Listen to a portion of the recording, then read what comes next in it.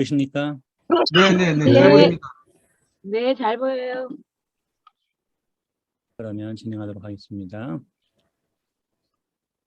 자, 그동안 제가 누가 전공자였기 때문에 누가복음부터 시작해서 누가복음, 또 사도행전, 요한복음, 마태복음, 거의 이제 5복음, 4복음서 중에 이제 마가복음만 이제 남은 상태죠. 사도행전을 먼저 했기 때문에.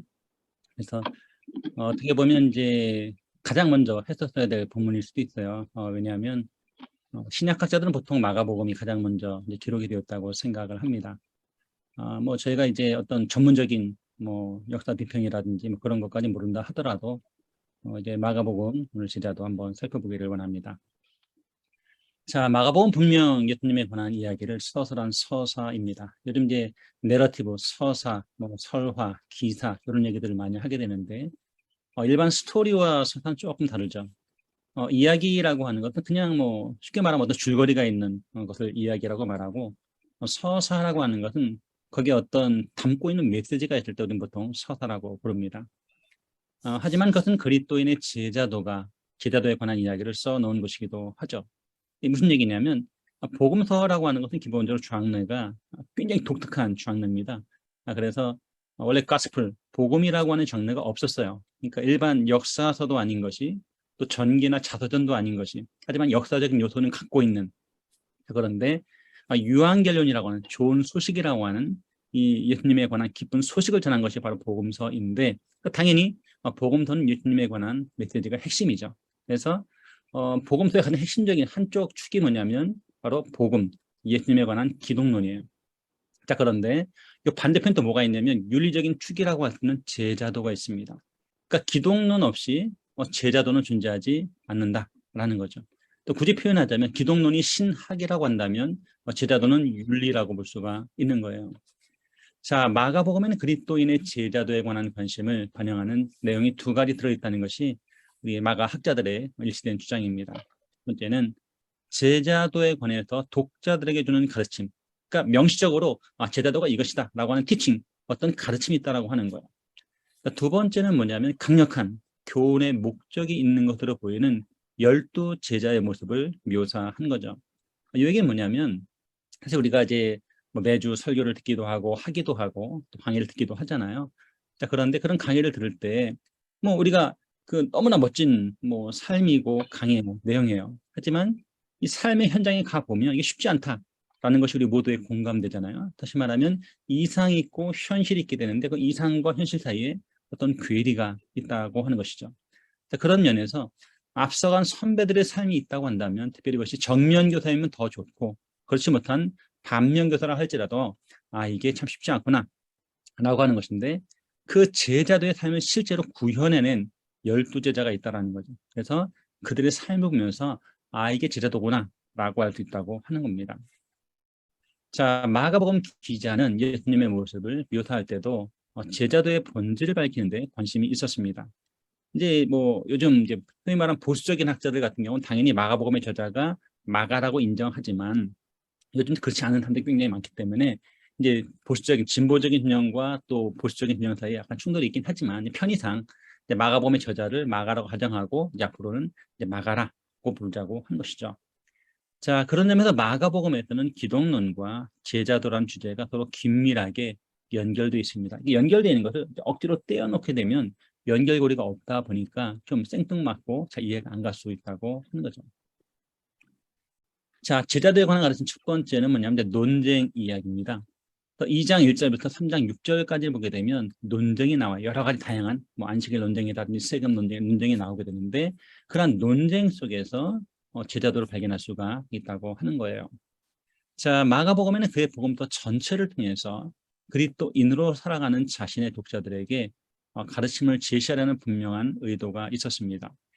저도 이제 죄됨에서 이제 올해 29년째 사역하고 내년이면 이제 30년 사역이 되는데 제가 이제 캠퍼스 사역하던 이제 초창기 사역이 있고 제가 본부로 들어오면서 이제 한국을 또 이끌어가면서 주로 가르치는 영역에서만 이제 기여를 하게 되거든요. 그러다 보면 가르치기가 굉장히 많습니다. 어떤 경우는 15분짜리 퇴직 강의를 하기도 하고 또 50분짜리 어떤 리더 훈련을 하기도 하고 또 90분짜리 뭐 간사 훈련을 하기도 하고 또 신학생들을 만나기도 하고 또 우리 권사님들도 만나고 또 목사님도 만나고 이 다양한 강의가 있습니다. 자, 그러면 그런 강의를 할 때 강사에게 분명한 목적이 있겠죠. 어떤 성취하고자 하는 의도가 있단 말이에요. 물론 최고의 강의는 뭡니까? 휴강이죠, 휴강.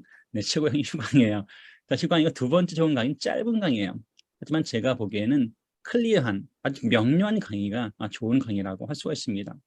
그러니까 이제 90분을 들었는데도 아주 지루한 강의가 있는가 하면 딱 15분을 들었는데 뭔가 임팩트가 있는 그런 강의도 있다고 하는 거죠.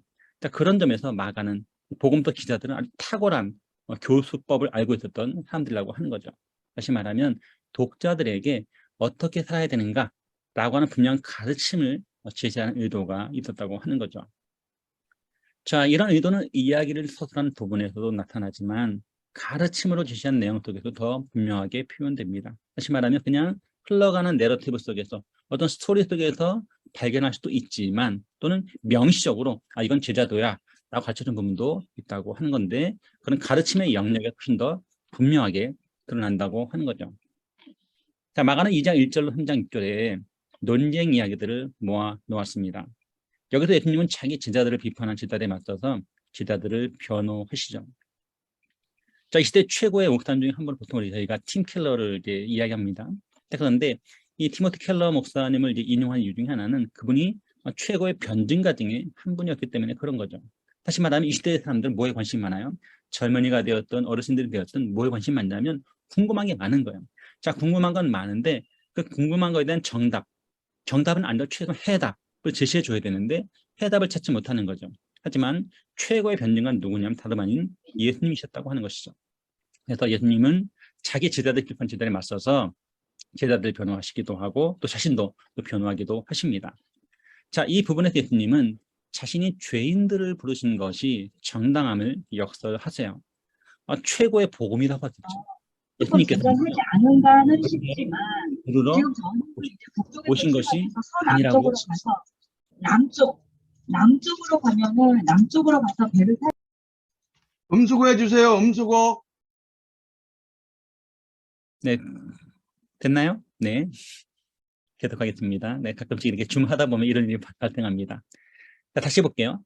자, 그리스도의 복음이라고 하는 것은 뭐냐면 바로 죄인들을 위해서 오셨다라고 하는 것이죠. 예수님은 의인을 부르러 온 것이 아니라 죄인을 부르러 오신 거예요. 그렇기 때문에 그것이 굉장히 복음이 될 수 있는데 죄인을 부르러 오신 것이 왜 정당한가를 역설하고 계시다라는 것이죠. 자, 예수님이 이렇게 하실 수 있던 것은 죄인들의 종말론적인 각성과 그 사람들 특정한 종교적 의무로부터 면제해줄 수 있는 자신의 권세 때문이죠. 여러분, 각성이라고 하는 건 자고 있다라는 것, 병들어 있다, 침체에 빠져 있다라는 것을 전제로 합니다. 그래서 너무나 오랫동안 잠들어 있다 보니까 예수님이 오셨는데도 메시아가 오셨는데도 깨닫지 못하는 거죠. 너희들은 죄인들이고 구세주가 필요하다라고 하는 깨달음이 필요한 거예요. 또 하나는 뭐냐면 그들의 어떤 굴레로부터 어떤 의무로부터 면제해 주려면 뭐가 있냐면 그것을 면제해 줄 수 있는 파워, 권세가 있는 자만이 그것을 행할 수가 있는 거죠. 그래서 이 2장 1절부터 3장 6절까지 굉장히 중요한 주제 중에 하나 뭐냐면 예수님에게 authority, 어떤 권위가 있다고 하는 겁니다. 자, 예수님은 3장 31절 35절에서 자신을 따르는 사람들이 자기 주위에 둘러 앉는 것을 보시고 그들 자신의 진정한 가족이라고 말씀하세요. 뭐 아신 분은 아실 텐데 제가 캐나다 매니토바 쪽에서 공부를 했었어요. 원래 밴쿠버에 있다가 매니토바에 있는 프로비던스라는 이제 작은 신학교에서 제가 MA 성경 심화 과정들을 가지고 공부를 했었는데 그때 공부하다가 잠시 이제 한국에 들어온 적이 있었어요. 한국에 들어왔는데 그때 저희 함께 일하는 간사님들이 저한테 물어보더라고요. 목사님, 아니 간사님, 간사님이 그동안 잠깐 2년 동안 공부하시는 동안 가장 관심 있었던 것이 무엇입니까? 정말 하고 싶었던 것, 또 관심 있는 게 뭐냐고 물어봤어요. 근데 그분들의 간사님들의 질문의 의도는 뭐냐면 사우나 가고 싶었다 뭐라든지 뭐 제가 좋아하는 어떤 음식을 제가 이야기할 줄 알았나 봐요. 근데 제가 어떤 음식을 말하지도 않았고 어떤 뭐 목욕탕 이런 문화를 얘기하지도 않고 저는 간사도련회가 그리웠습니다. 이렇게 얘기를 했어요. 근데 제 말은 빈말이 아니었어요. 정말 간사도련회가 그리웠어요. 이것은 뭐냐면 제가 지금 제 수하에 한 66명의 간사님들이 계신데 그 간사들이 모이면 이 캠퍼스에 너무 힘들고 고단하고 어려운 시간들을 보내잖아요. 저희 이제 타 단체와 다르게 이제 수련회 모임이 굉장히 많거든요. 1년에 4번씩 간사 수련을 하게 되는데 그 간사 수련회 모이면 정말 가족과 같은 그런 느낌들을 갖는 거죠. 그래서 정말 재계 간사들은 가족과 같은 영적인 가족의 의미들을 갖고 있는 거예요. 그런데 예수님이 바로 그 이야기를 하신 거죠. 마침 요 맥락이 예수가 미쳤다, 우리 아들이 미쳤대, 우리 오빠가, 우리 형이 미쳤대, 뭐 이런 얘기를 듣고 찾아온 거예요. 하지만 예수님은 내 가족이 누구냐? 바로 하나님 뜻을 따르는 사람, 바로 내 가족이라고 말씀하시는 거예요. 자, 그런데 그 맥락에서 35절에 누구든지라는 말에는 그 현장에 있었던, 다시 말하면 12사도뿐만 아니고 또 무리뿐만 아니고 이 글을 읽고 있는, 마가복음서를 읽고 있는 독자들도 포함이 된다고 하는 거죠. 자, 그러므로 여기에서 제자도는 하나님께 순종하는 것으로서 예수님께 초점을 맞추는 것을 의미합니다. 여러분, 시대가 많이 바뀌었잖아요. 요즘 이제 학생들이, 젊은이들이, 또 많은 MZ세대들이 뭘 주장하냐면 어떤 자신의 권리, 뭐 공정, 뭐 자유, 이런 것들을 많이 추구하게 됐는데, 그럼에도 불구하고 저희 죄됨에서 제자도에서 가장 많이 강조하는 것이 뭐냐면 순종입니다. 순종. 너희가 내 말을 들어야 된다. 이것이 어떤 독재, 뭐 부당함에도 불구하고 따르라, 이런 것이 아니라 이것이 주님 말씀이라면, 이것이 하나님의 뜻이라고 한다면 순종해야 한다라고 하는 것들을 강조한다고 하는 것이죠. 그래서 2000년 전이나 오늘이나 마찬가지로 제도의 핵심 중에 하나가 뭐냐면 obedience, 순종이라고 한 것이죠. 자, 7장 1절로 23절을 보게 되면 예수님이 음식을 먹는 습관 때문에 비판을 받는 자신의 제자들을 변호하시고 가르치시는 대목이 나오게 됩니다. 제가 요즘 개인적으로 굉장히 큰 어려운 기도 제목들이 많이 있어요. 뭐 가정적으로나 또 교회적으로나 또 선교단체 내부적으로나 또 국가와 민족 또 세계를 보게 되면 기도는 많잖아요. 자, 기도 제목이 많으면 이제 제가 즐겼던 일들은 뭐냐면 이제 캐나다 유학 시절부터 또 영국 유학 시절 거치면서 어려움에 직면하면 금식에 들어갔습니다. 저는 뭐 소위 말하면 은혜파라든지 뭐 기도파는 아니에요. 그럼에도 불구하고 저 같은 은혜파가 아닌 사람도 뭐 긴급하니까 기도하게 되더라고요. 그래서 어떻게 하냐면 일단 3일 금식에 들어갑니다. 3일 금식. 3일 금식 딱 들어가게 되면 어떤 일이 벌어지냐면 하나님 응답을 하시는 거죠. 어떤 때는 한 번만에 딱 한 끼 금식했는데 응답하시기도 하고, 어떤 3일 금식 다 하고 나서 응답하기도 하고, 또 좀 시간 지나고 응답하시기도 하지만 그때만 하나님 은혜 주셔서 정말 응답을 해주셨어요. 자, 그런데 이게 또 어떤 장면이냐면 예수님이 금식하면 금식한다고 뭐라 그러고 먹으면 또 먹는다고 뭐라 그러고, 예수님 주로 자주 이제 먹고 마시는 거 굉장히 즐겨 하셨잖아요. 여러분, 뭐 한국인들에게 이 밥심은 굉장히 중요하잖아요. 한껏 먹고 마시는 것이 우리가 가족됨, 우리가 하나됨, 우리가 친밀함, 어떤 관계 형성, 굉장히 중요하단 말이죠. 예수님은 특별히 누구와, 세리와 지인들과 같이 많이 드신 장면들이 굉장히 많았단 말이에요. 그러다 보니까 뭐 바리새인들이라든지 서기관들이라든지 유대인들이 예수님 비난한 거죠. 그래서 그 음식을 먹는 습관 때문에 제자들이 비판을 받았어요. 근데 그때 변론하게 되죠. 자, 그런데 거기 보니까 예수님의 응답 속에는 서기관들에 대한 반론과 함께 진정 예수님을 따르는 사람이라면 실제로 사람을 더럽게 만드는 것이 무엇인지 깨달아야 한다는 체계적인 가르침이 들어있다고 하는 것이죠. 여러분, 레위기가 굉장히 어려워요. 레위기. 자, 그런데 이 구약의 레위기라고 하는 것 핵심 중에 하나가 뭐냐면 이제 음식 정결법이 있잖아요. 음식 정결법. 쉽게 말하면 이제 만지면 더러워지는 거죠. 또 터치를 금지하는 거예요. 자, 그런데 예수님 이것을 완전히 역전시킵니다. 그 대표적인 사건이 뭐냐면 바로 혈루증 앓는 여인이죠. 여러분 아마 아실 거예요. 한번 예수님이 길을 걸어가고 계셨는데 누가 찾아옵니까? 회당장 야이로가 찾아옵니다. 또 자기 딸이 죽게 된 거예요. 자기 딸이 병들어 죽게 돼서 왕진을 요청하게 되죠. 예수님 오셔서 저희 딸을 만져주시고 좀 안수해 주시고 좀 고쳐주시길 바랍니다. 라고 해서 예수님이 오케이 했어요. 예수님이 이제 그 말을 듣고 이제 야이로 집에 가고 있는 중이었어요. 근데 문제는 그 중간에 발생하죠. 갑자기 어떤 여성이 예수님의 뒤에 몰래 와가지고 예수님을 터치하게 됩니다. 누구냐면 바로 혈루병 앓는 여인이었어요.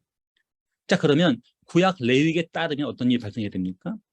예수님이 부정해줘야죠. 예수님이 오염되어야 한다라고 하는 거예요. 하지만 정반대 현상이 일어납니다.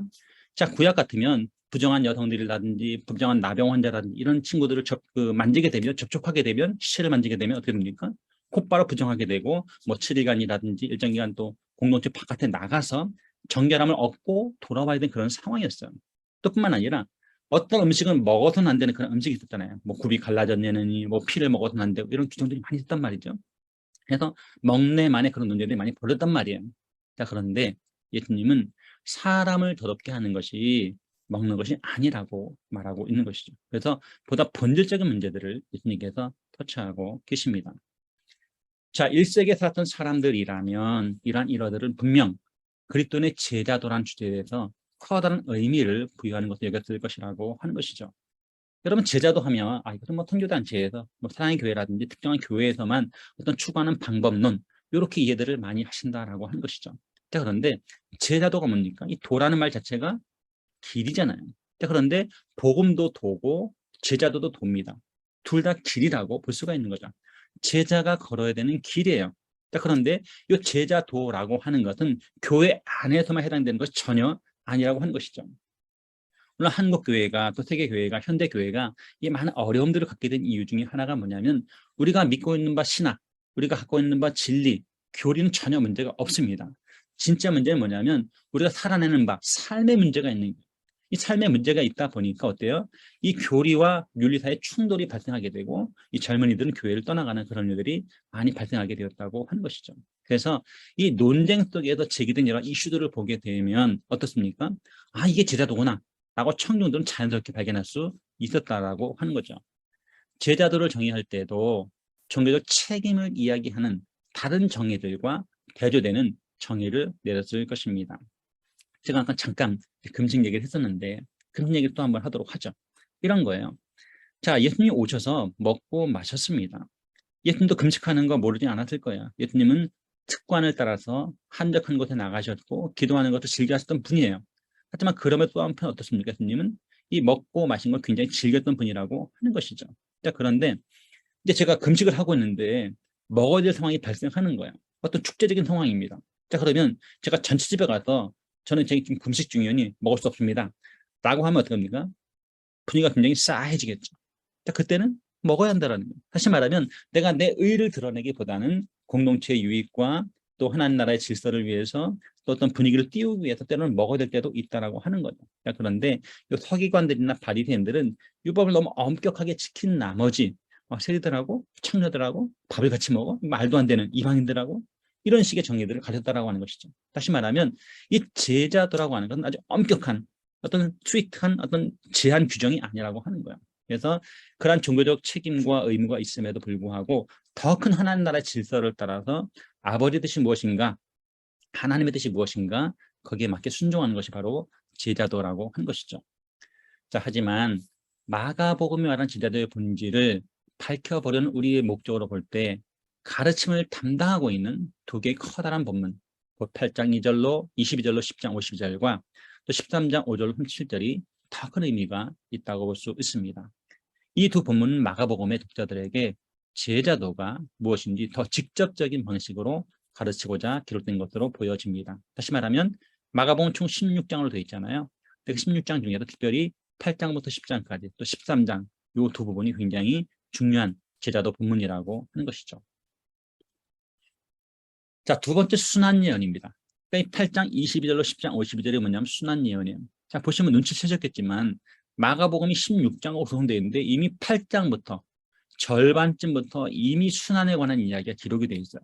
그래서 마가복음의 제목을 뭐 섬김의 사람들 이렇게 말하기도 합니다. 섬기러 오신 예수님 이렇게 말해요.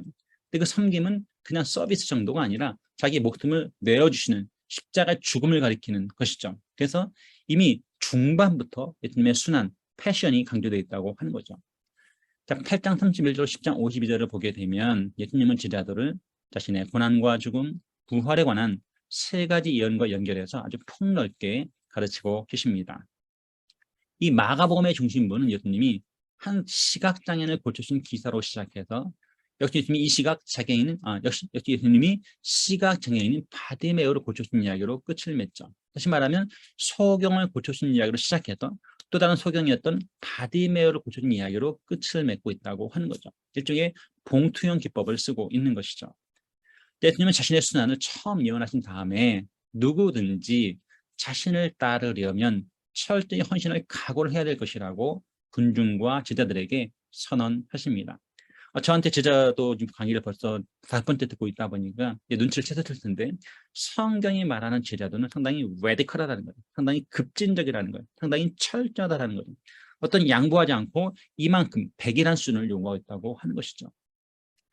자, 그 헌신은 심지어 죽음까지도 포함하는 것으로 장차 십자가에 달려 돌아가실 예수님을 그대로 본받는 것을 의미했습니다. 자, 두 번째로 순환을 예언하신 예수님은 12제자에게 다른 사람들을 섬기라고 가르칩니다.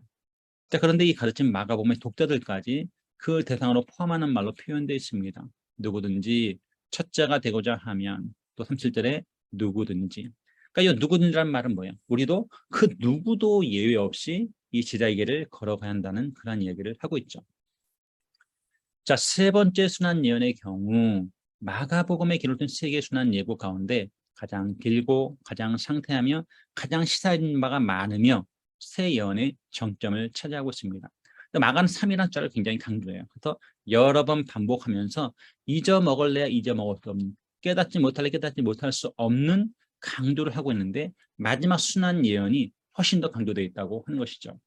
여기에서도 예수님이 제자도를 가르치는 장면이 곧바로 이어지는데 앞서 이야기한 주제가 다시 한번 전면에 등장하게 됩니다. 예수님은 야고보와 요한도 예수님의 잔과 예수님의 세례에 동참해야 한다는 것을 말씀하시죠. 아마 맥락을 아실 겁니다. 자, 어떤 맥락입니까? 야고보와 요한이 예수님 죽을 때 가까워지니까 주의 나라가 임할 때 하나는 우리의 주의 좌편에, 하나는 주의 우편에 주십시오. 그러니까 쉽게 말하면 뭐 좌의정과 우의정자 주십시오. 이렇게 말한 거죠. 다른 제자 다 열받은 거예요. 자, 그런데 예수님은 그들에게도 내가 마시는 잔과 내가 받을 세례에 너희도 동참해야 한다. 이렇게 말씀하셨다라고 하는 것이죠. 이것은 곧 예수님 자신의 고난을 야고보와 요한의 헌신의 지표로서 알려주신 말씀이죠. 다시 말하면 너희가 내 제자가 되려고 하느냐? 자, 그러면 너희도 내가 마시는 잔과 내가 받는 세례에 동참해야만 진짜 제자가 될 수 있다고 하는 것이죠.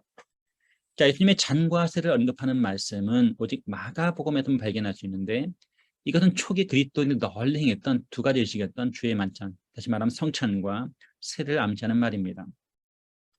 자, 10장 43절로 44절에 누구든지로 보건대 마가는 다시 한번 자신의 독자들도 이 누구든지 안에 포함하려는 의도가 있는 것처럼 보여집니다. 자, 여기서 등장한 예수님의 훈계는 제자 제시한 굴림과 지배의 모델로부터 인자가 몸소 본을 보이신 자기 생의 섬김으로 강조점을 옮기고 있습니다. 여러분 뭐 다 캐나다에 계시고 또 일부 어떤 분들은 한국에도 계시고 일본도 계시는데 자, 뭐 정치에 참여하신지 모르겠어요. 그러니까 뭐 소위 말하면 뭐 총회 정치에 참여하신지 모르겠는데 참 웃기는 해프닝 중에 하나가 뭐냐면 칠락팔당 이런 말이 있어요. 이게 뭐냐면 총회장 선거에 나가서 7억을 쓰면 떨어지고 8억을 써야 붙는다는 거죠.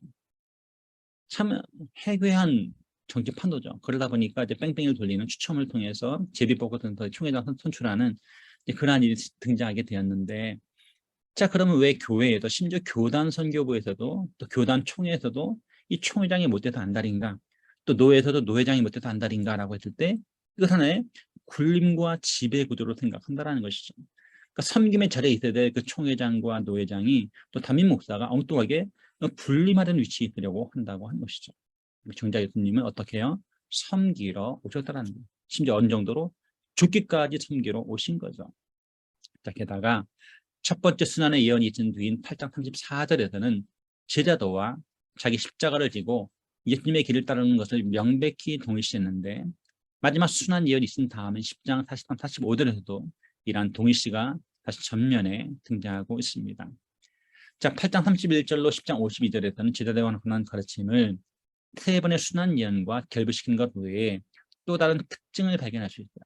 본문이 각각의 순환 예언이 있고 나서 제자도에 관한 예수님의 가르침이 등장하기 직전에 제자들이 몇몇 그럴 때 이기적인 행위를 묘사하고 있다는 점이 바로 그 특징이죠. 다시 말하면 앞에 뭐가 나와요? 반면 교사, 실물 교육이 먼저 나오고 나서 그 다음에 가르침이 등장한다고 하는 것이죠. 자, 마가복음의 이러한 여러 가지 특징 가운데 하나가 바로 12제자를 다른 복음서들보다는 좀 좋지 않게 묘사하는 것임은 널리 인정되고 있습니다. 여기서 이 두 부분의 주제가 이러하다는 것을 확인하는 동시에 독자들이 제자들을 이해할 수 있도록 그 의미를 제시하는 것만으로 충분합니다. 자, 8장 32, 33절에 예수님이 당신에게 혹독한, 아주 처절한, 아주 끔찍한 죽음이 임박했음을 예언하자 베드로가 예수님을 만류하게 되죠. 자, 베드로 예수님의 죽음에 반감을 보이자 예수님 누구든지 자신을 따르려면 당신에게 헌신해야 한다고 요구하십니다. 이 헌신 속에는 바로 예수님의 죽음과 같은 죽음도 들어있었던 것이죠. 그래서 실제로 베드로를 포함한 다수의 제자들, 사도들이 순교를 하게 되는 그런 일들이 벌어집니다. 자, 9장 33절로 34절에는 12제자들이 누가 더 큰지 다투었다는 대목이 나와요. 자, 이러한 싸움은 당신을 따르는 사람이라면, 즉 예수를 따르는 사람이라면 서로 섬겨한다는 예수님의 가르침과 상반되는 것이었습니다. 예수님의 그러한 가르침은 말씀만이 아니라 9장 37절에서 어린아이를 동원한 비유 행위로도 표현이 되었습니다. 여러분 여러분 중에 아마 선교사님들 계신 것으로 아는데 이 선교사님들이 사실은 뭐 어떤 외부적인 고난, 어떤 육체적인 가난, 육체적인 질병, 물론 이런 것 때문에 중도 탈락하거나 또 선교 행위를 이제 접는 그런 경우도 있지만 아주 심각한 문제 중에 하나가 뭐냐면 이 동료 선교사들 간의 어떤 시기 질투 때문에 이 선교지를 철수하는 경우도 왕왕 발생한다고 하는 거예요. 그런데 제자들이 그랬다는 거죠. 제자들이 누가 더 크냐 이런 논쟁을 벌였다고 하는 것이죠. 그래서 당대 사회에서 사람 취급을 받지 못했던 어린아이를 예로 들면서 너희는 그래서는 안 된다. 이 작은 자를 섬겨라. 이렇게 말씀하고 계신 거죠.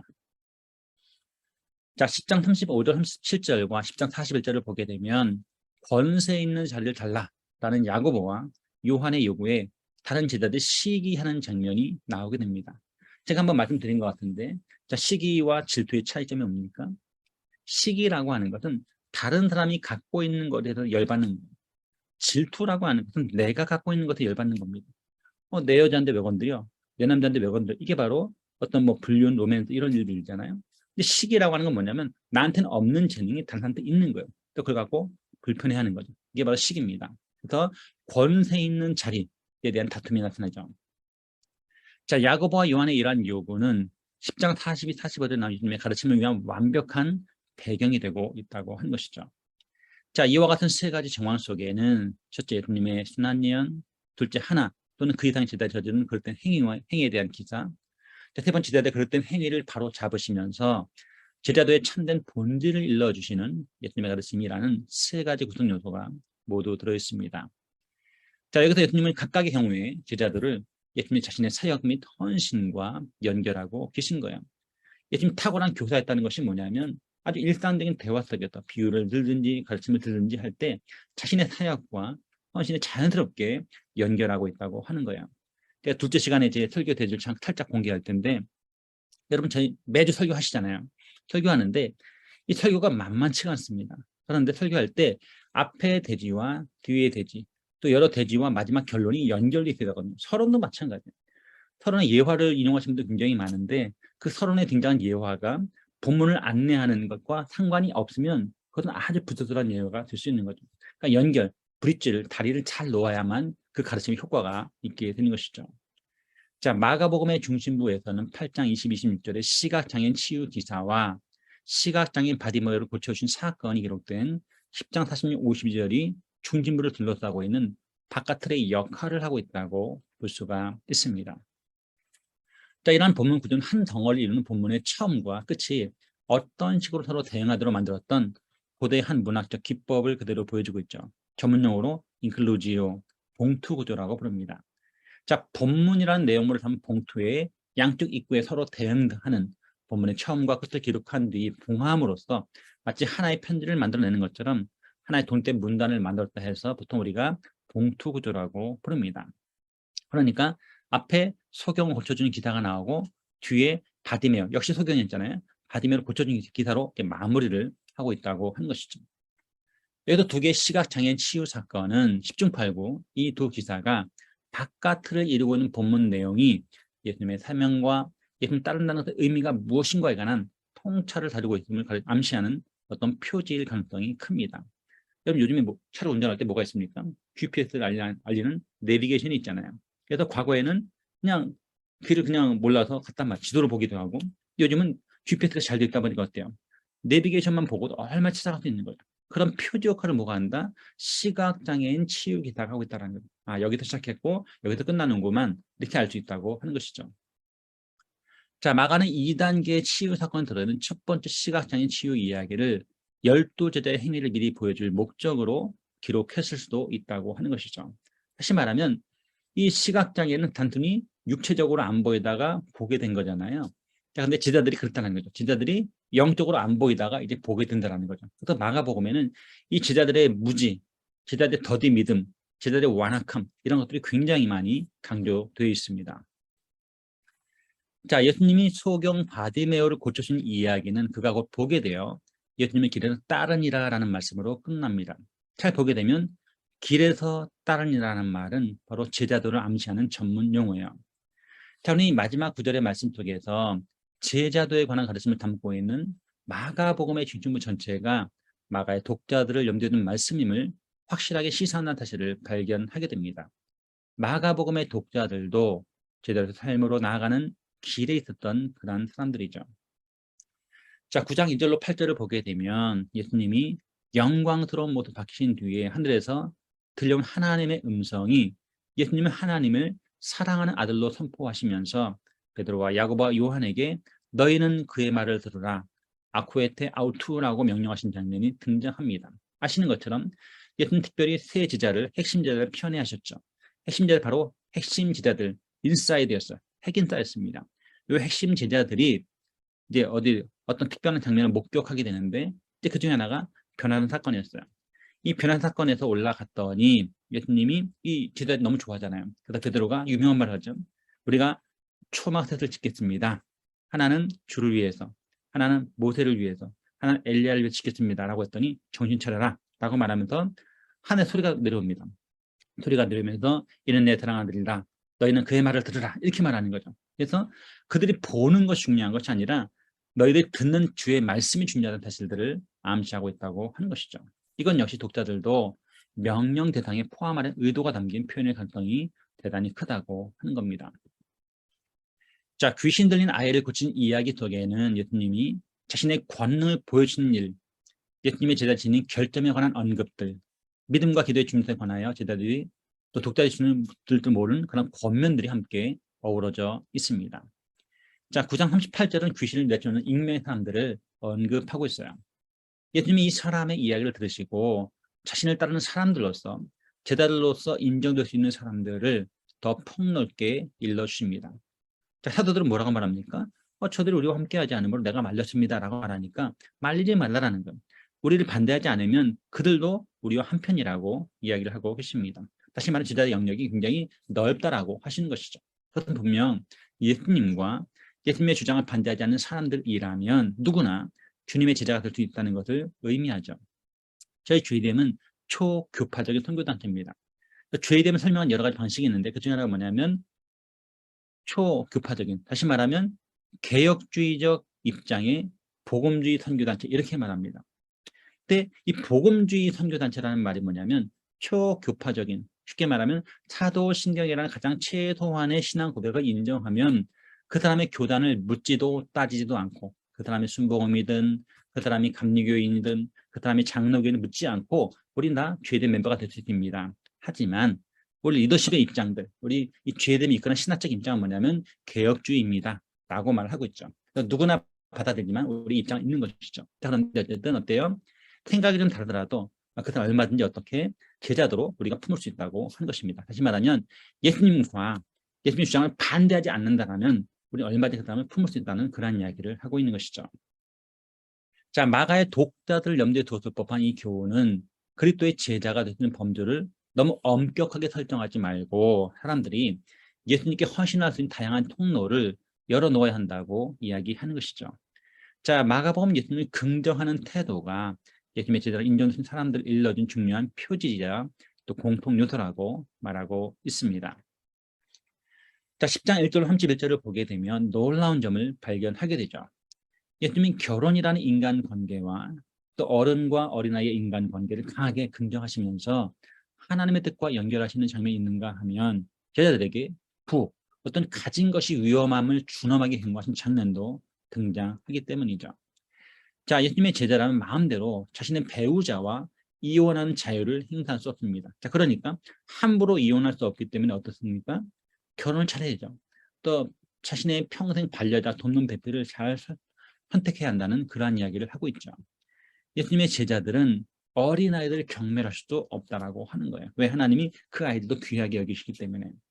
자, 부자 관한 이야기와 부에 관한 예수님의 준엄한 말씀은 이 돈, 재물을 사랑하는 것이 하나님 나라에 들어가는데 진정 방해가 된다는 것을 독자들에게 경고해 주고 있습니다. 그러나 안타깝게도 우리 시대의 신 중에 하나가 바로 만몬, 돈이죠. 자, 부에 관한 논의를 담은 이 구절들은 예수님을 따르는 모든 사람에게 주시는 말씀으로 받아들여야 됩니다. 자, 부에 관한 논의에 이어서 곧바로 10장 28, 31절에서 예수님과 복음 때문에 재물을 희생하거나 가족을 잃을 수밖에 없는 이들에게 주시는 보상의 말씀이 등장하고 있다고 하는 거예요. 예수님이 새 가족 관계를 규정하신 10장 29, 30절의 말씀은 예수님 스스로 자신의 제자들을 새 가족을 규정하신 3장 31절로 35절 말씀을 비추어서 읽을 필요가 있습니다. 3장 20절로 35절 말씀은 예수님의 친족을 약간 좋지 않은 모습으로 그리고 있어요. 그리고 3장 31, 35절 말씀은 예수님과 그 친족 사이에 긴장을 기록하고 있습니다. 특별히 누가복음이 더 그러한데 누가복음 같은 경우는 이 제자들 딸 때 두 가지 영역을 아주 강력하게 강조하고 있어요. 하나는 뭐냐면 이 소유 문제, 또 하나는 뭐냐면 가족 문제. 그러니까 때로는 가족이 우리에게 긴장을 초래할 수 있다고 하는 것이죠. 자, 8장 22절로 10장 52절 말씀은 본문 전체가 제자도와 관련 있습니다. 자, 마가복음의 중심부인 이 부분은 교훈적 이야기와 예수님의 말씀을 결합해서 다 몇 가지 사항을 강조하고 있습니다. 첫 번째, 제자도의 형태는 예수님 자신이 만들어낸 것, 당연하겠죠. 그러니까 제자는 철저하게 기독론에서 나온다라고 하는 거야. 예수님의 죽음은 헌신의 기준이 되었으며 자기를 희생하는 예수님의 섬김은 제자도의 본이 되었다고 하는 것이죠. 자, 두 번째, 누구라도 예수님의 제자가 될 수 있습니다. 저도 어린 시절부터 중학교 때부터 제자 훈련을 받은 사람인데 그러다 보니까 뭐 내비게이터라든지 뭐 CC라든지 JDM이라든지 이런 선교단체, 특정 선교단체라든지 뭐 사랑의 교회라든지 운율교회, 특정 교회 가야만 제자가 될 수 있는 걸 착각할 수 있다고 하는 것이죠. 그렇지 않다라는 거예요. 그렇지 않고 누구라도 예수님의 제자가 될 수 있다고 하는 것이죠.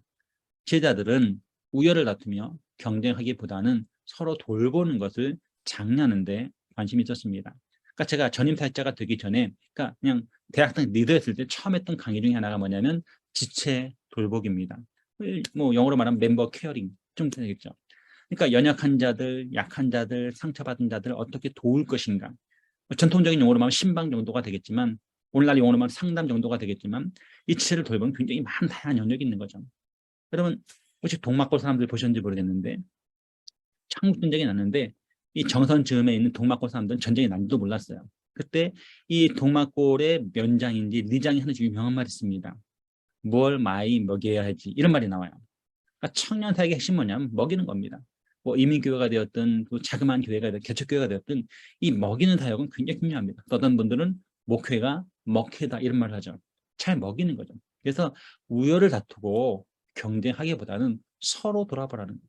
히브리서 기자 말씀처럼 사랑과 선행을 격려하며 서로 돌보고 세워나가는 것, 이게 바로 교회 공동체라고 하는 거예요. 이것이 바로 제자도라는 것이죠. 자, 세 번째, 예수님은 제자들이 결혼하고 자녀를 낳는 일을 긍정하시지만 돈을 사랑하는 것은 결코 용납하지 않으셨습니다. 돈은 주님에게 주신 사용할 수 있는 굉장히 중요한 재화입니다. 하지만 돈을 사랑하지는 말라고 말씀하고 계시죠. 예수님의 제자라면 예수님 때문에 모든 것을 버리고 예수님 때문에 자신들이 잃어버린 것을 보충해줄 돌봄의 관계를 다른 제자들과 나는 사귐 속에서 발견할 각오를 해야만 합니다. 제 나이쯤 되면 이런 생각들을 할 수 있어요. 아, 내가 인생을 제대로 살았나? 이런 고민들을 하게 되는, 물론 이제 저보다 연배가 많으신 분들은 죄송하지만 50 중반이 되었는데도 내가 제대로 살고 있나? 라고 회의하고 있는 심각한 문제죠. 아, 나는 지금 바른 길을 걸어가고 있어. 그러니까 빨리 가는 속도가 중요한 것이 아니라 방향이 중요한 거거든요. 아, 내가 이 나이가 되었는데 잘못 살고 있다. 이제 심각한 문제가 되는 거죠. 그런데 이럴 때가 있습니다. 아, 정말 힘들다. 아, 외롭다. 왜냐하면 탑 리더십 대회가 갈수록 어떻습니까? 결정을 혼자 해야 되고 또 아무도 없는 것 같고 외로움과 고독과 싸워야 되거든요.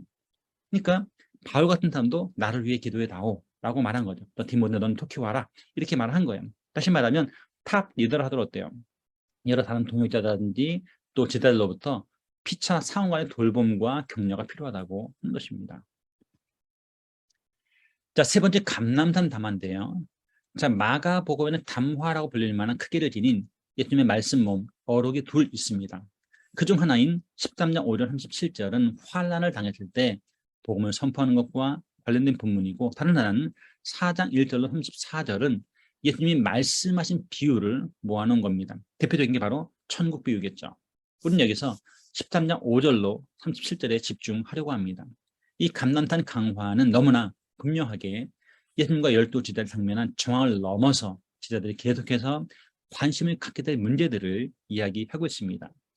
예수님의 담화는 12제자 중 일부가 던진 질문에 예수님이 대답하시면서 시작된 것이기 때문에 누구보다 먼저 12 제자에게 주신 말씀입니다. 아마 기억나실 거예요. 예수님, 이 성전 멋지지 않습니까? 너무 아름답지 않습니까? 근데 예수님이 이렇게 말씀하시죠. 이 성전이 돌 위에 돌 하나 남지 않고 무너지리라 라고 하니까, 그때 제자들은 2명이 이렇게 물어봅니다. 자, 그러면 어느 때에 이런 일이 있겠사오며 그 징조는 무엇입니까? 이 질문 때문에 이 감난산강가 시작이 된 거예요. 그러니까 1차적으로 독자는 누구다? 당연히 12제자겠죠.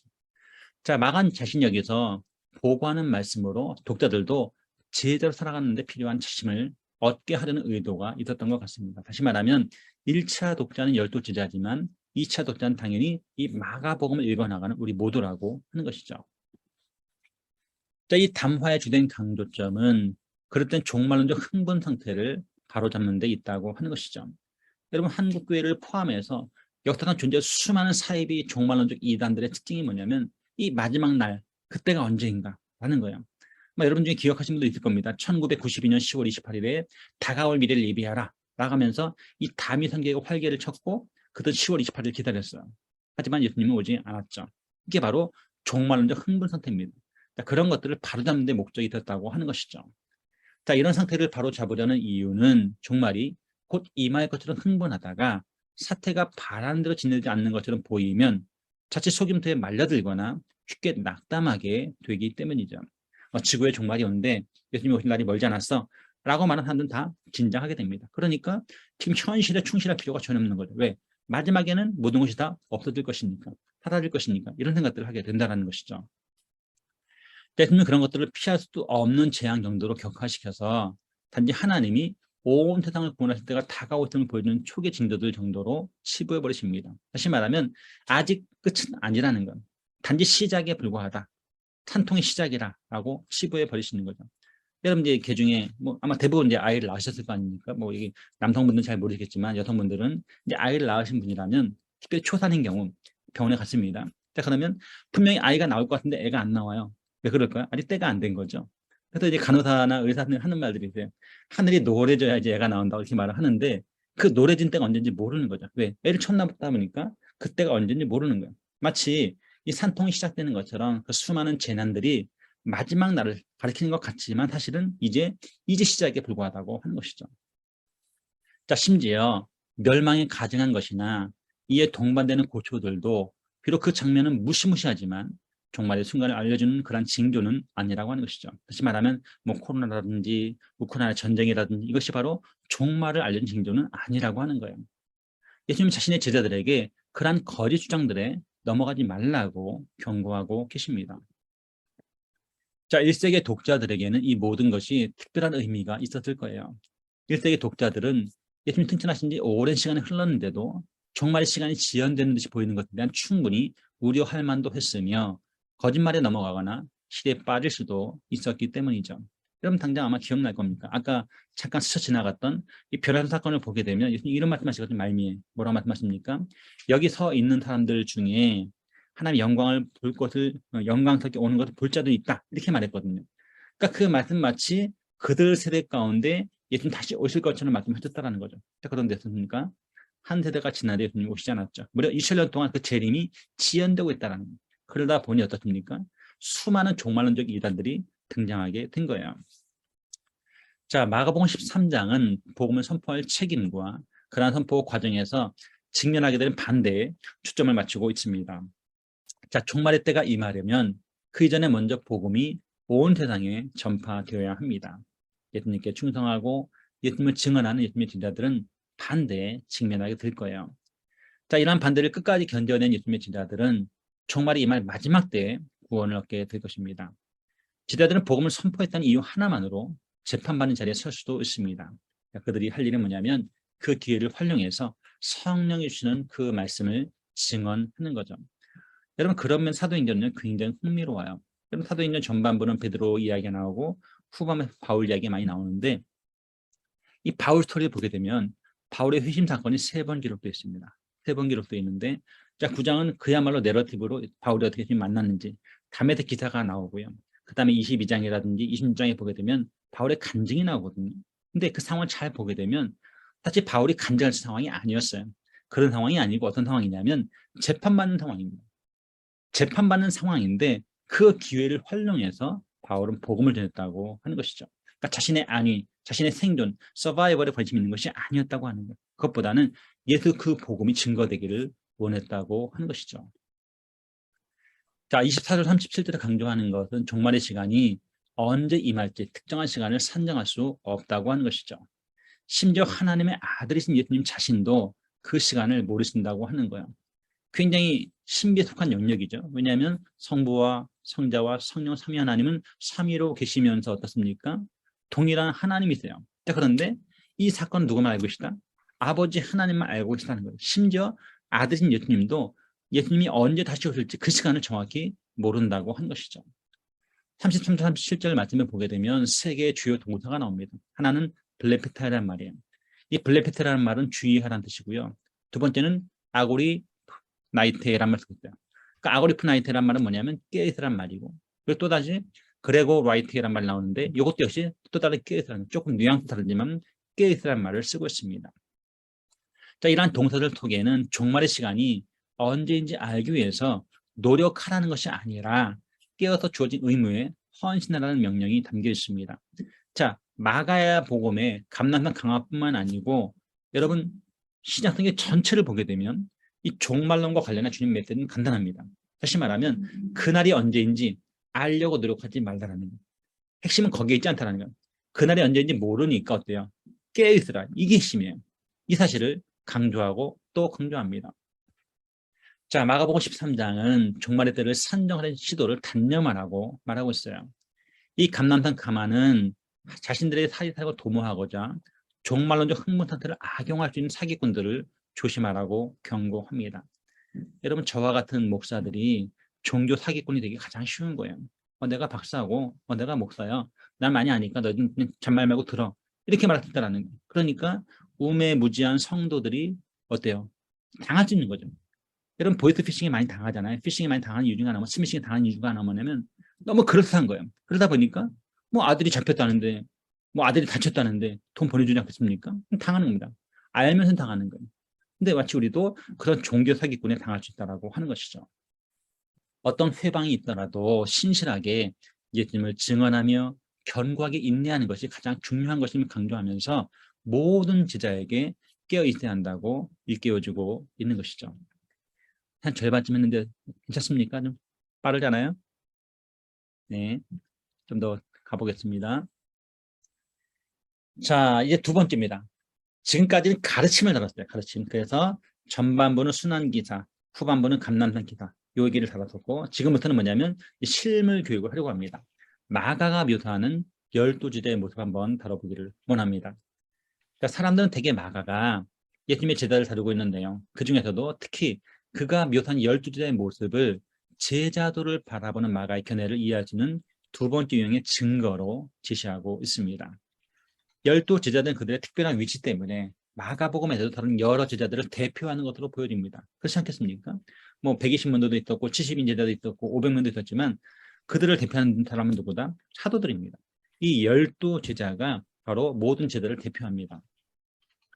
자, 12제자의 부족한 점은 다른 모든 제자의 부족한 점을 대변합니다. 우리가 베드로에게 위로를 받는 것, 야고보에게 위로를 받는 것은 뭐냐면 베드로도 야고보도 요한도 실수했구나. 그러니 나도 얼마 제자가 될 수 있어 라는 위로를 받을 수 있다고 하는 것이죠. 자, 우리는 먼저 마가가 12제자와 그 외 다른 제자들을 모두 허물수통으로 바라본다는 점을 고려해야 됩니다. 예수님 외에는 완벽한 사람 한 사람도 없습니다. 누구나 다 문제가 있다는 것. 그러니까 베드로도 여러분도 저도 다 허물수통이라는 점을 인정해야 한다고 한 것이죠. 자, 마가복음이 12제자를 좋지 않게 다루고 있다는 점은 거의 모든 학자가 인정하고 있습니다. 자, 그처럼 12제자를 좋지 않게 다룬 목적, 그 의도가 무엇이냐에 대해서는 상반된 두 견해가 아주 날카롭게 대립하고 있어요.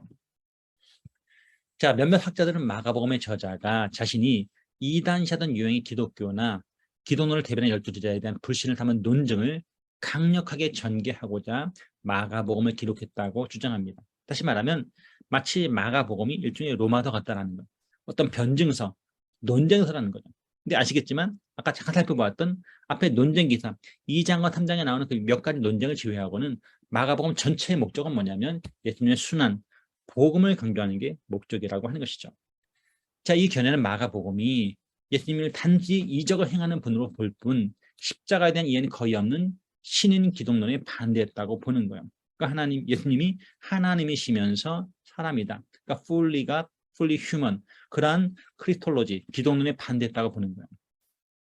자, 이 학자들은 마가가 이단적 기독론을 반박할 주요 전략의 일환으로서 12제자에게 복수를 단행했다고 주장하는 셈입니다. 그러니까 우리가 알고 있는 복음서의 목적하고는 상당히 거리가 있다고 볼 수가 있겠죠. 하지만 다른 대다수의 학자는 마가의 목적이 논박보다는 가르침을 제시하는 데 있다고 보는 것이죠. 다시 말하면 복음을 소개해서 그들이 듣고 알고 믿게 하는 데 목적이 있다고 하는 것이죠. 이 학자들은 12제자가 제자도에 관한 교훈을 독자들에게 제시하는 매개체 역할을 하고 있다고 하는 것입니다. 자, 이 견해를 따르게 된다면 마가복음이 강조한 12제자의 허물들은 이들 독자들의 동료 제자가 될 수 없다는 것을 보여주려고 기록되었다라기보다는 독자들이 조심해야 될 신뢰로서 기록한 것이라고 볼 수가 있는 것이죠. 다시 말하면 일종의 반면교사로 삼고 있는 겁니다. 자, 여기에선 대다수 학자가 견지하는 후자의 견해에 우리가 동의한다 라는 정도로만 만족하기를 원합니다. 자, 첫 번째 보려고 하는 것은 뭐냐면 12제자의 탁월한 긍정적 역할을 이제 보려고 해요. 자, 다시 말하면 12제자에게 나쁜 면만 있던 건 아니죠. 좋은 면도 있고 그렇지 못한 것도 있었다는 거죠. 그래서 균형 있게 생각해 보자라고 하는 거야. 자, 마가복음이 12제자의 역할에 관해서 제일 먼저 이야기하는 것은 그들의 탁월한 역할입니다. 아, 역시 베드로야, 역시 야고보야, 역시 요한이야, 역시 나다나엘에게 이런 것들을 볼 수 있다라고 하는 것이죠. 1장 14절로 15절 말씀은 서원으로서 예수님의 관리 사역을 언급한 다음에 예수님이 12 가운데 4제자를 부르신 일을 상세하게 기록합니다. 자, 마가는 예수님이 자신의 제자들과 함께 일하시는 독특한 모습을 묘사하고 있어요. 자, 마가복음이 예수님이 제자들과 함께 일하시는 모습을 강조하고 있다는 점은 이 책에 사용된 언어 속에서도 분명하게 나타날 수 있습니다. 예수님이 12제자를 세우신 이야기를 기록한 3장 13절 19절 말씀은 제자들의 위치를 다른 공관복음의 평행 구절의 설교를 볼 수 있는 것보다 더 상세하게 3중으로 정의합니다. 아까도 말씀드렸지만 마가는 이 3이라는 숫자를 강조해요. 또 계속 한 3번, 3번 강조하면서 독자가 이해할 수밖에 없도록 이끌어가고 있다고 하는 것이죠. 자, 예수님의 제자들은 예수님과 특별한 관련을 맺고 있습니다. The met out to 이런 말 쓰죠. with 힘이라는 뜻이죠. 그러니까 예수님과 함께 특별한 관련을 맺고 있는 거예요. 그러니까 제자들은 뭐냐면 예수님과 함께 보낸 시간들이 많아야 한다는 거예요. 제가 종종 쓰는 말인데 언제 제자도, 언제 진정한 가르침이 일어나는가라고 했을 때 교회 안에서, 예배당 안에서, 설교 시간에, 강의 시간에 아니라는 거예요. 그게 아니라 오히려 비공적인 만남을 통해서 더 진정한 가르침이 일어난다고 하는 거죠. 다시 말하면 공적인 자리보다는 사적인 자리에서 같이 식사를 한다든지 같이 여행을 간다든지 같이 골프를 친다든지 뭐 이런 가운데서 오히려 더 특별한 관심이 일어나고 특별한 가르침이 일어난다고 하는 것이죠. 두 번째, 예수님의 제자들은 예수님의 말씀을 선포하도록 예수님의 메신저로서 사도로서 보내심을 받았습니다. 그래서 아포스텔레이라는 말 쓰는데 이 아포스톨로스라는 말, 사도라는 말은 뭡니까? 보냄을 받은 자라는 뜻이에요. 죄송합니다. 제가 아침에는 비염이 있어가지고.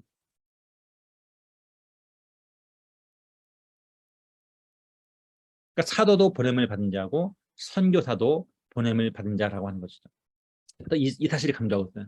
그러니까 기본적으로 제자는 뭐다? 보냄을 받은 자라고 하는 것이죠. 자, 세 번째, 예수님의 제자들은 예수님의 권세를 행사해서 귀신들을 쫓아냈습니다. 우리는요, 예수님의 제자인 거예요. 그러니까 예수님이 능력을 행하셨으면 우리도 엑두시아, 어떤 권세를 행할 수 있다고 하는 것이죠. 3장 20절 35절을 보게 되면 여기서 예수님은 자신을 따르면서 하나님의 뜻을 행하는 사람들을 자신의 제자라고 규정하고 계십니다. 6장 7절 13절 제자들은 말씀과 권능의 행위로서 예수님의 사역을 확장하고 있어요. 예수님은 말씀만 잘 가르친 것이 아니라 어떻게 능력도 행하고 있다는 겁니다. 근데 제자들도 그 일을 했다라고 하는 것이죠.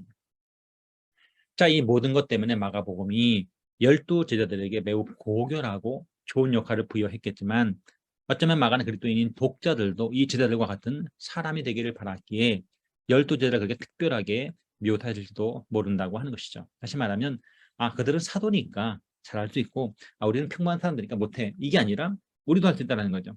여담이지만 저는 모태신앙인데 이 모태신앙의 유명한 호칭이 있잖아요. 난 못해, 난 못해. 이게 모태신앙입니까? 아니에요. 우리는 예수님의 제자이기 때문에 예수님이 행하신 그 능력을 사도가 아니지만 얼마든지 행할 수 있다고 하는 것이죠.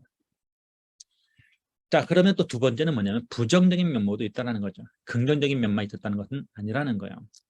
자, 마가복음 3장 13절 19절에서 예수님이 12 제자를 세우시는 사건을 예수님의 사역 속에서 12 제자가 감당해야 될 책임과 그들의 위치와 연계해서 이야기합니다.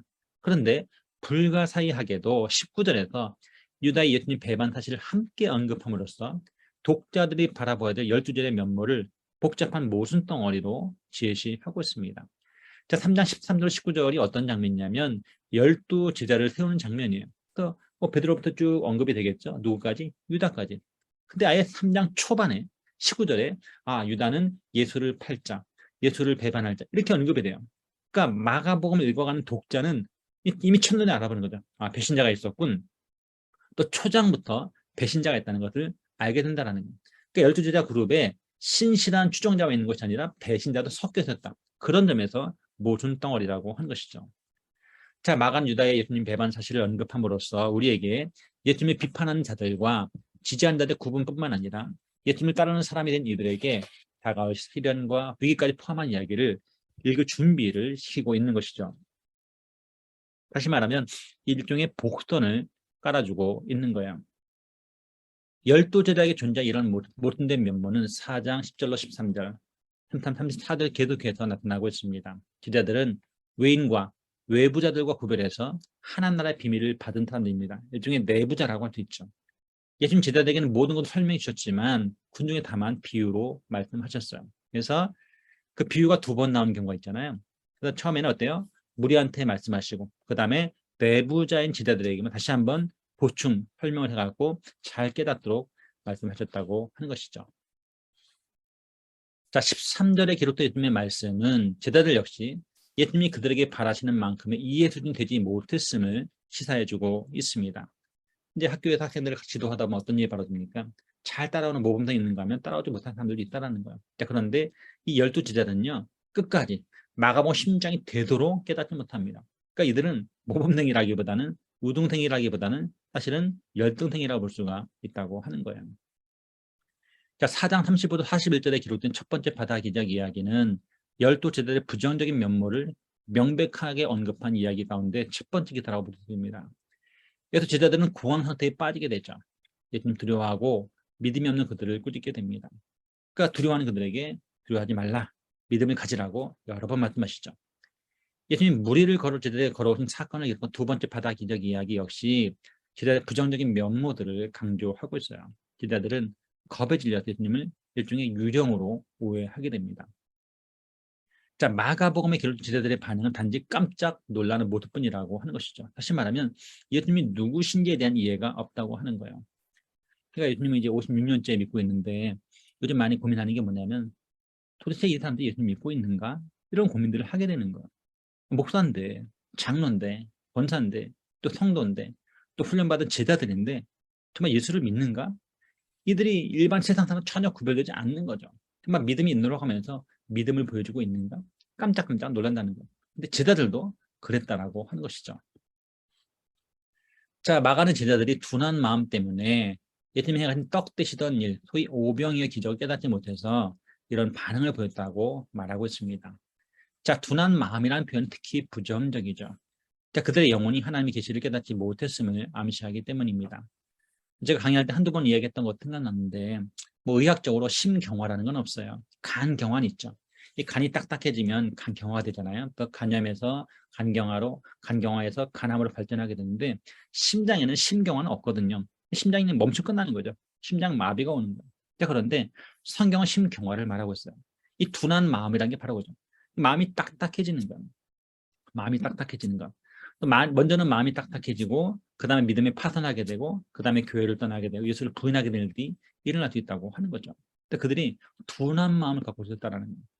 심지어 누가? 제자들이, 사도들이 12제자를 비판하는 장면이 8장 14절로 21절에도 등장하고 있습니다. 여기서 제자들은 바리새인들의 누룩과 헤롯의 누룩을 주의하라는 예수님의 경고가 무슨 의미인지 깨닫지를 못합니다. 우리만 하더라도 바리새인의 누룩은 그래도 이해할 것 같아요. 근데 헤롯의 누룩? 이건 뭐지? 교회도 정치 얘기 좀 하지 말라 뭐 이런 얘기인가? 이렇게 오해할 수 있다고 하는 것이죠. 어쨌든 헤롯 땅의 문제, 바리새인들의 문제가 있었다고 하는 거예요. 각 순한 예언에 뒤이어서 곧바로 12제자 가운데 하나 또는 그 이상의 제자들이 몇 가지 우둔한 행동하는 것을 보았습니다. 예수님은 제자들을 가르치시면서 이 우둔한 행동을 바로잡아 줄 수밖에 없었다고 하는 것이죠. 자, 첫 번째 순한 예언 직후에 예수님이 8장 3절에서 베드로를 꾸시는 내용은 특별히 부정적입니다. 왜요? 뭐라고 말합니까? 사단아 물러가라 이렇게 말하죠. 베드로가 누굽니까? 베드로가 바로 예수님의 수제자였어요. 그런데도 주는 그리스도시요 다시 하나님의 아들입니다라는 멋진 신앙을 했지만 바로 직후에 사단아 물러가라라고 책망하셨다라고 하는 것이죠. 왜냐하면 자신에게 다가오는 고난을 예언하셨을 때 베드로가 보인 반응을 사단의 반응으로 낙인 찍으셨기 때문에 그렇습니다. 자, 9장 2절로 8절에 기록하는 높은 산의 변호 사건 역시 언급할 필요가 있어요. 여기에서도 말문이 막힌 채 두려운 제자들의 모습을 그대로 그리고 있습니다. 그들이 영광스러운 모습 변화된 예수님의 모습을 보면서 할 말을 잃어버린 거예요. 할 말을 잃어버렸고 오직 베드로만 우리가 주막 태계를 지켰습니다. 이렇게 반응했죠. 당황하고 의아해하는 제자들의 우둔함을 그대로 드러낸 9장 9절과 13절과 귀신들이 아이를 고치지 못한 제자들의 무능함을 나타낸 9장 14, 29절 역시 마가가 묘사하는 12제자의 부정적인 면목 가운데 중요한 것들이라고 볼 수가 있습니다. 자, 마가복음 12제자의 모습을 가장 좋지 않게 다룬 곳은 바로 14, 15장에서 패션 내러티브죠. 예수님의 순환 이야기를 언급한 부분입니다. 12제자 중 하나인 유다는 예수님을 배반했고 나머지 제자들은 겁에 질려 예수님을 버리고 다 도망갔습니다. 자, 마가는 베드로가 3번 예수님을 부인한 일을 14장 66절, 72절에서 상세히 이야기함으로써 제자들의 잘못이 얼마나 큰지를 극명하게 드러내고 있습니다. 역시 3이라는 숫자가 다시 한번 강조됩니다. 베드로 예수님은 3번 부인했다고 말하고 있는 것이죠. 12제자의 부정적인 모습들은 사복음서에 모두 나오지만 마가복음이 12제자의 모습을 다른 복음서보다 더 혹독하게 그려내고 있다는 점은 부인할 수 없는 사실이에요. 이따 좀 말씀드리겠지만 여러분 설교 잘하고 싶으시잖아요. 설교 못하고 싶은 분 아마 한 분도 없을 거예요. 자, 그런데 설교를 잘하는 방법 중에 하나가 뭐냐면 골을 깊게 파는 겁니다. 또 골짜기를 깊게 파는 거죠. 자, 골짜기를 깊게 파게 되면 어떻습니까?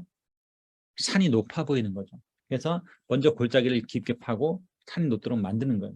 다시 말하면 제자들의 부정적인 모습을 강조하면 강조할수록 어떤 모습이 예수님의 높은 모습이 강조가 되는 거죠. 우리가 제자들이 아니라 예수님을 바라보도록 포커스를, 초점을 전환하게 이끄는 역할을 하게 된다고 하는 것이죠. 자, 세 번째입니다.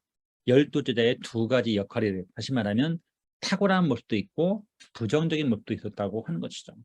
만약 우리가 마가복음에서 12제자에 관해서 제시하는 모든 증거를 정당하게 평가한다면 다음과 같은 두 가지 결론을 낼 수밖에 없습니다. 첫 번째는 마가는 12제자를 긍정적인 역할과 부정적인 역할을 수행한 사람들로 그려내고 있다는 거예요. 여러분 지금도 많은 사람들 만나잖아요. 사람 만나게 되면 어떻습니까? 단점만 있는 사람은 없어요. 장점만 있는 사람도 없습니다. 장점도 있고 단점도 있습니다. 자, 그럼 뭘 보겠습니까? 장점을 보게 되면 그 사람과 관계를 이어갈 수 있고 단점만 보이면 그 사람과 교제할 수가 없게 되는 거예요.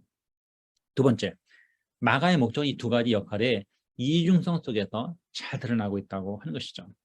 1장 1절에서 6장 44절은 주로 제자들의 긍정적인 면모를 다루고 있는데 우리는 이것들을 무시할 수 없다고 하는 것이죠. 사람들은 다 누구나 긍정적인 모습이 있다고 하는 거예요. 이 본문의 내용을 12제자에게 호의를 품고 바라보도록 작년 본문을 보게 되면 그 의미가 대부분 분명해집니다. 마가가 그의 독자들에게 바랐다는 것은 12제자가 예수님을 따르며 복음을 전할 사명에 동참하도록 부르심을 받은 그리스도인들의 대표자로 간주하는 것이었을 가능성이 큽니다. 다시 말하면 그 12사도가 우리에게 정면 교사가 되고 있다는 거죠. 아, 이렇게 예수를 믿어야 되는구나. 이렇게 예수를 따라야 되는구나. 라고 깨닫게 된다고 하는 것이죠. 이러한 최초의 정보를 접한 독자들은 자신을 예수님의 제자들 혹은 12제자와 동시라는 마음을 가지게 될 수 있습니다. 여러분 구약 창세기를 보게 되면 4대 족장이 등장해요. 제일 처음에 누가 나옵니까? 아브라함 나오죠. 그 다음에 이삭 나오죠. 그 다음에 야곱 나오죠. 그 다음에 요셉이 나옵니다. 자, 그런데 요 아브라함, 이삭, 야곱, 요셉 중에 여러분이 가장 닮은 사람이 누구를 닮을까요? 아, 난 아브라함 같아. 난 이삭 같아. 아, 난 요셉이지. 아닐걸요? 아마 대부분 우린 야곱 같을 겁니다. 잔머리에 대가들이고 뭔가 좀 거짓말을 하고 속임수를 치고. 그런데 구약의 야곱에 해당하는 친구가 누구냐면 신약이 바로 베드로예요. 베드로 천반지축입니다. 아주 열정적이죠. 하지만 늘 실수하고 이렇습니다. 무슨 얘기냐면 그들은 결코 완벽하지 않았다라는 거예요. 완벽하지 않기 때문에 우리가 오히려 따라갈 만한 우리의 정면교사가 될 수 있다고 하는 것이죠. 자, 마가복음 기자가 12제자의 부족한 모습을 그리는 이유는 논박의 목적보다는 교훈의 의도 때문이라고 보는 것이 가장 적절할 것입니다. 여러분 성경을 보는 것이 은혜가 되는 것이 뭐냐면 구약이 되었든지 혹은 신약이 되었든지 어떻습니까? 거기 등장한 등장인물의 약점을 감추지 않습니다. 다윗의 약점, 아브라함의 약점, 바울의 약점 감추잖아요. 그대로 다 드러냅니다. 왜요? 그들 치부를 드러내는 목적입니까? 아니요. 그들도 넘어졌고 그들도 실패했다. 그러니 우리도 그것들을 이겨야 한다는 것을 강조하기 위해서 그들의 실패를 그대로 다루고 있다고 하는 것이죠. 제자 또는 학생의 우둔함이나 뭘 이해는 교훈을 담은 고대 이야기에서 흔히 나타난 내용이었습니다. 이러한 우둔함이나 뭘 이해를 이야기에서 넣었던 이유는 선생이나 화자가 관장하려는 점이, 주장하려는 점이 더 강하고 더 분명하게 드러나도록 하기 위해서였다라고 하는 것이죠. 12제자가 저들은 잘못들은 무엇보다도 마가의 독자들에게는 좋은 반면교사가 되어주었습니다. 1장 1절, 6장 44의 이야기 전체뿐만 아니라 그 이후에 이야기에서 분명히 나타나듯이 12제자는 계속해서 예수님이 지명하신 예수님의 협력자로서 예수님을 따르는 사람의 위치를 유지했다는 점도 12제자의 역할을 두 가지 관점에서 바라보는 이해를 뒷받침해 주게 되죠. 자, 12제자의 몰 이해와 다른 여러 가지 단점을 제시한 부분으로부터 한참 뒤인 마가복음 13장을 보게 되면 12제자가 그들 뒤에 등장할 그리스도의 제자들을 대표해서 미래의 삶에 관한 가르침을 받고 있습니다.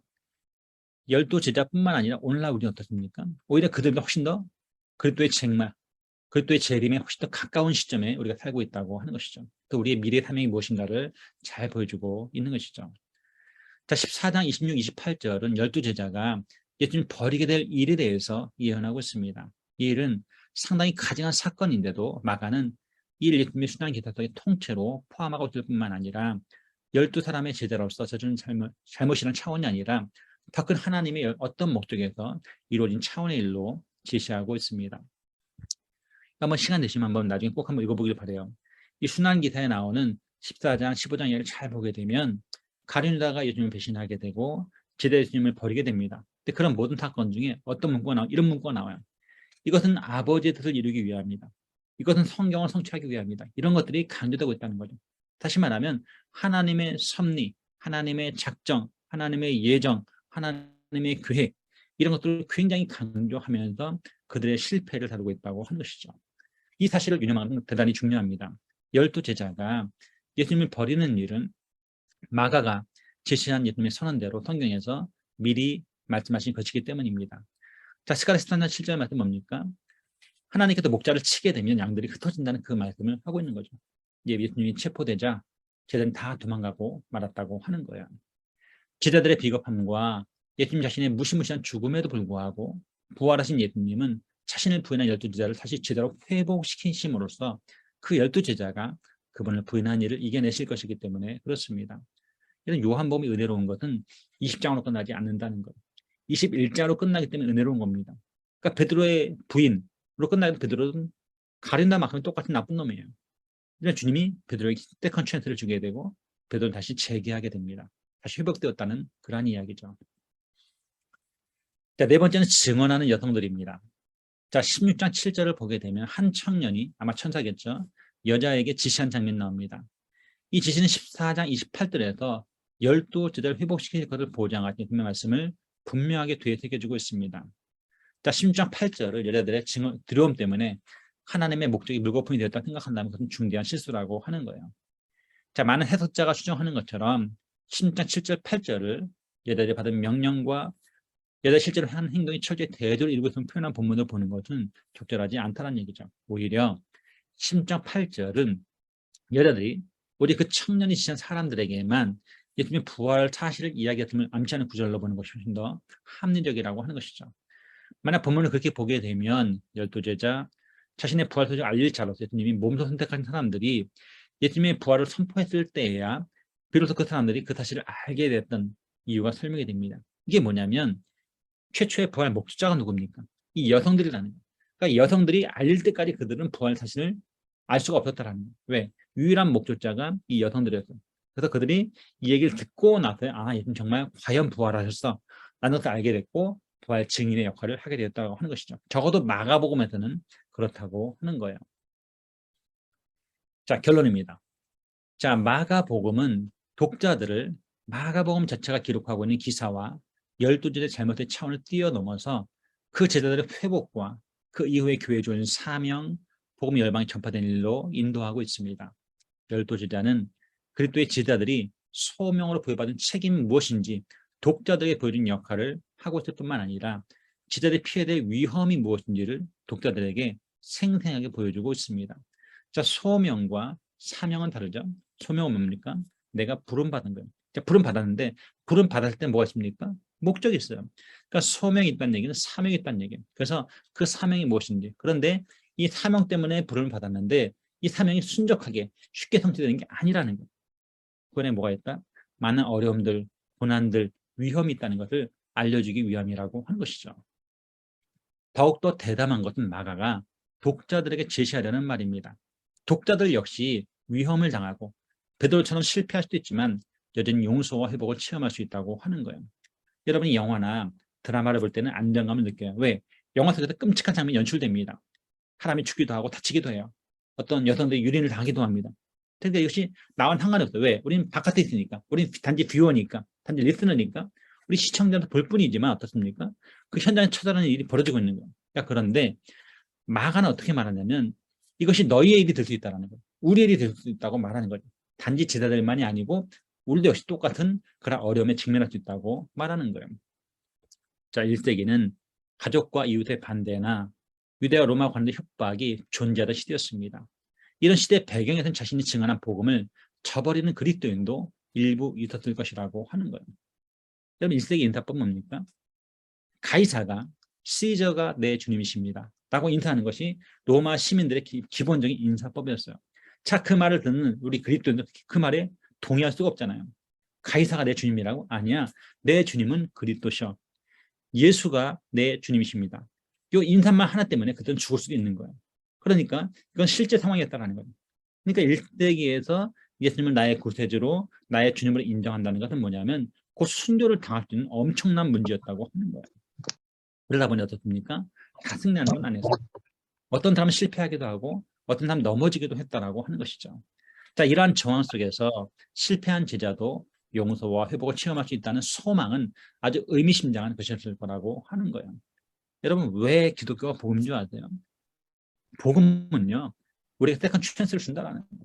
우리가 언제 돌아올 기회를 준다라는 거예요. 그렇기 때문에 복음인 거예요.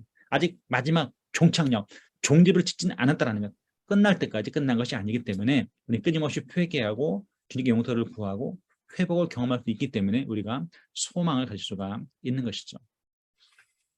자, 세 번째는 제자도의 모델이신 예수님입니다. 아까도 말씀드렸지만 마가복음의 중요한 축의 두 가지가 있는 한쪽에는 기독론이 있고 예수님이 누구신가, 무슨 일 하셨는가, 또 한쪽에 무엇입니까? 제자도가 있는 거예요. 자, 그런데 사실은 제자도를 다루려면 먼저 기독론을 다뤄야 한다고 한 것이죠.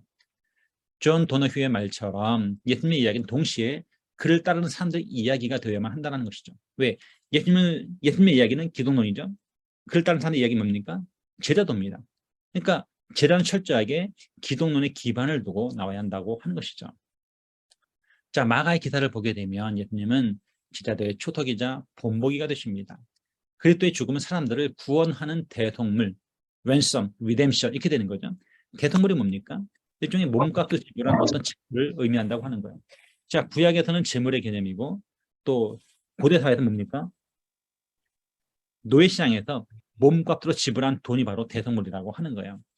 자, 언약을 맺을 때 드려진 희생됨을 제자리가 제시하는 헌신의 기준, 그리고 제자리에 따라가야 될 선임의 종의 모습을 보여주기 위한 본보기 바로 누구다? 예수님이라고 하는 것이죠. 자, 실제로 마가는 예수님의 이야기를 제자들의 유일하고 합당한 모델로 제시하고 있습니다. 여러분, 우리가 예수님 뭐라고 부릅니까? 퀴리스라고 부르잖아요. 그러니까 마이 로드라고 부르는 거예요. 예수님이 나의 종이, 나의 주인 되시는 거예요. 자, 그런데 오직 예수님만이 우리가 따라야 될 유일한 모델이라고 하는 거죠. 심지어 바울도, 심지어 베드로도 아니라는 거예요. 오직 예수님만이 제자들의 유일하고 합당한 모델이라고, 특별히 마가복음 더더구나 그렇다고 하는 거예요. 자, 마가가 예수님을 제자들의 모델로 제시하고 있는 것 역시 마가의 기독론과 일치합니다. 자, 마가는 그의 기독론에서 예수님은 하나의 유일하고 중요한 대리인으로 강조합니다.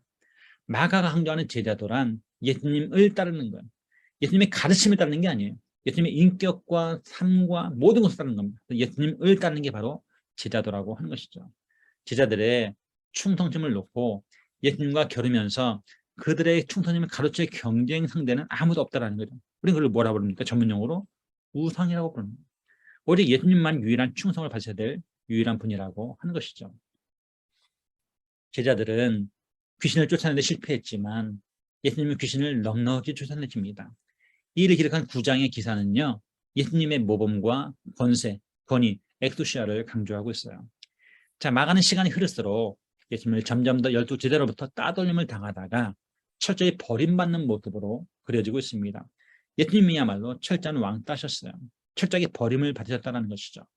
이는 곧 예수님이 누구에게도 의지하지 않으셨다는 점, 그런 점에서 그의 제자에 따라야 될 유일한 지도자였다는 점을 강조하는 겁니다. 우리가 의지할 분은 누구밖에 없어요?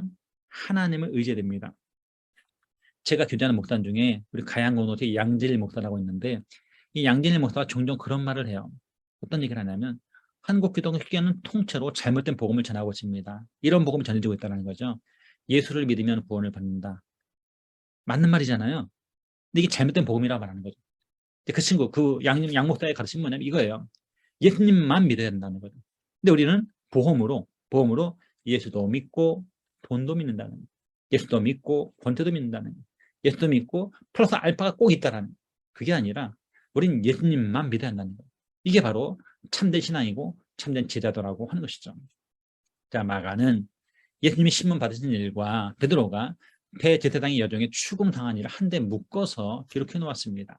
이 기사는 공회와 회당과 권력과 왕들 앞에서 신문 받을 수도 있는 그리스도의 제자들의 유일한 역할 모델을 제시하고 있습니다.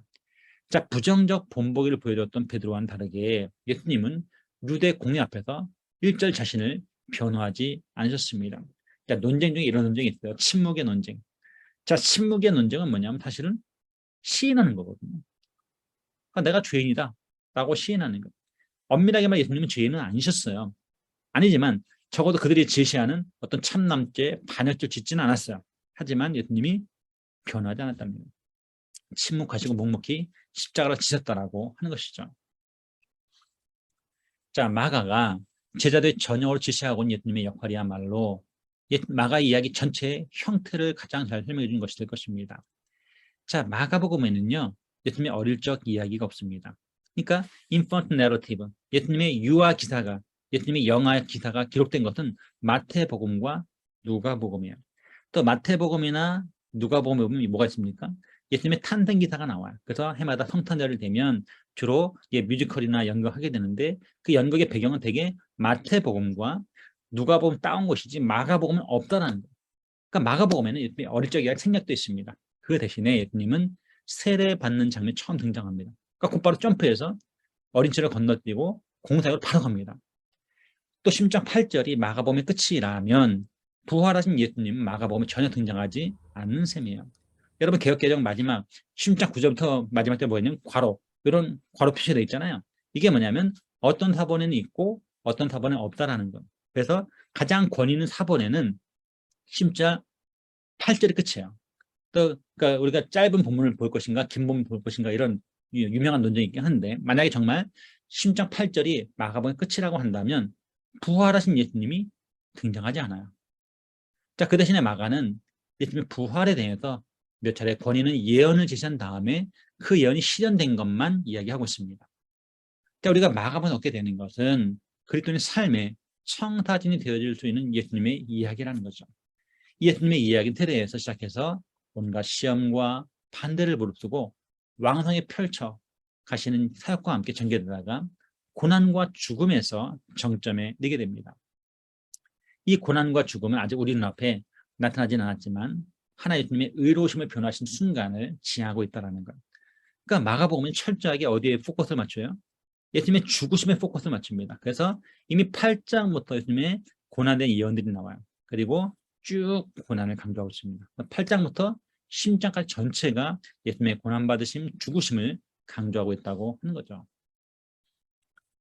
예수님의 탄생 이야기가 없는 것은 마가가 독자들에게 보고할 자료가 없었기 때문이라고 결론 짓는 것은 단순한 논쟁이라고 하는 것이죠.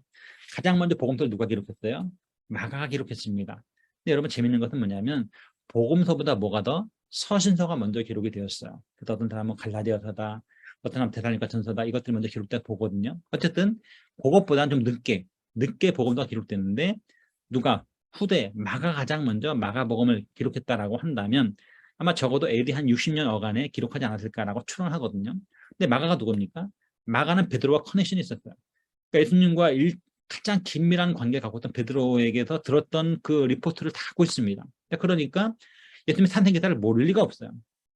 데이터는 이미 갖고 있었어요. 갖고 있었지만 마가의 의도에 맞지 않기 때문에 탄생 기사를 빼놓은 거예요. 이겁니다.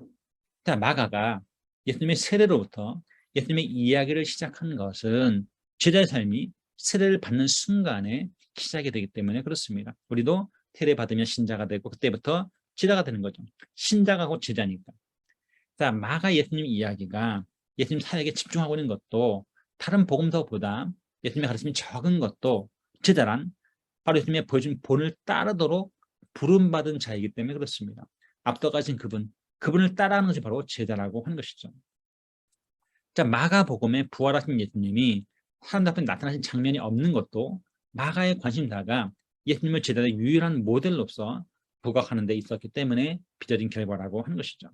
신약의 다른 기사들을 보게 되면, 그러니까 다른 복음서라든지 서신서를 보게 되면 부활하신 예수님을 목격한 사람들이 권위 있는 인물로 인정받게 되는 것을 볼 수가 있습니다. 이런 신학교니까 다 이제 수논문이나 논문을 쓰잖아요.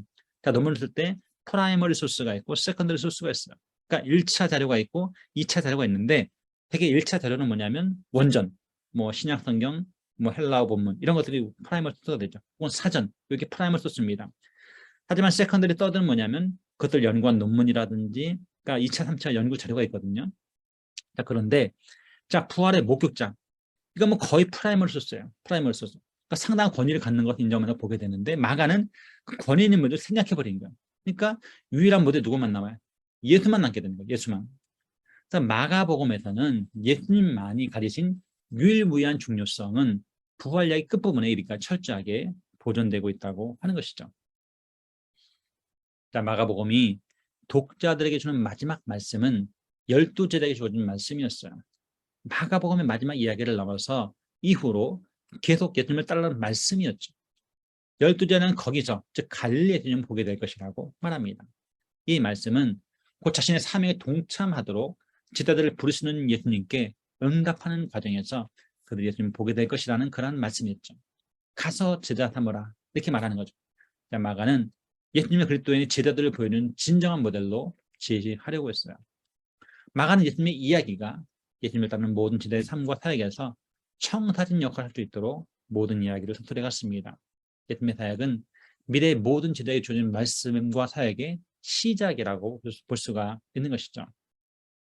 예수님의 사역은 교회의 사명과 교회가 선포하는 말씀이 흘러나오는 원천이자 지반이자 근본 원인이고 기초라고 하는 것이죠. 예수님의 사역은 교회의 모든 행위를 평가하는 기준입니다. 그러니까 우리는 항상 뭐에 관심을 가져야 돼요? 예수님이라면 어떻게 하셨을까를 예상하고 생각해야죠. 그런데 가장 강력한 증거가 어디 나온다? 바로 복음서에 나온다고 하는 것이죠.